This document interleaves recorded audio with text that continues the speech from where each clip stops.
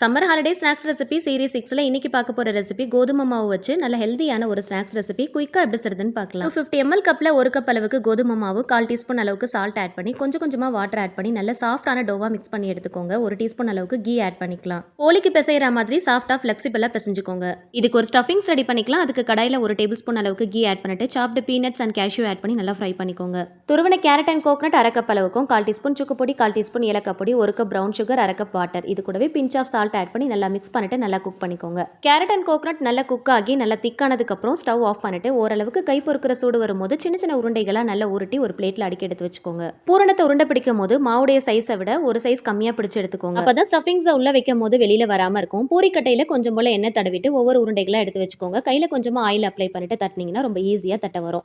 நல்ல சாஃப்டா ஃபிளெக்சிபிளா பிசைஞ்சிங்கன்னா இந்த மாதிரி ஈஸியா தட்டி எடுக்கலாம். ரெடி பண்ண ஸ்டஃபிங்ஸை உள்ள வச்சுட்டு இந்த மாதிரி ஃபுல்லா கவர் பண்ணி சீல் பண்ணிக்கோங்க. உங்களுக்கு விருப்பப்படுற ஷேப்ல நீங்க ரெடி பண்ணி எடுத்துக்கோங்க. கொழுக்கட்டை மாதிரி தட்டியும் எடுத்துக்கலாம். சிலிண்ட்ரிக்கல் ஷேப்லயும் நீங்க ரெடி பண்ணிக்கலாம். இல்லனா இந்த மாதிரி பால் மாதிரி உருட்டியும் எடுத்துக்கலாம். எல்லா பக்கமும் சீல் பண்ணிட்டு ரோல் பண்ணீங்கன்னா நல்ல பால் ஷேப்க்கு வரும். இது அப்படியே இட்லி பிளேட்ல வச்சு ஸ்டீம் பண்ணி எடுக்க போறோம். கரெக்டா ஒரு 20 மினிட்ஸ் ஸ்டீம் பண்ணீங்கன்னா போதும். அதுக்குள்ள எடுத்துட்டீங்கன்னா கோதுமை மாவு சரியா வேகாது. 20 நிமிஷம் வேக வச்சீங்கன்னா நல்லா வெந்து வந்துரும். சாப்பிடுறதுக்கும் ரொம்ப நல்லா இருக்கும்.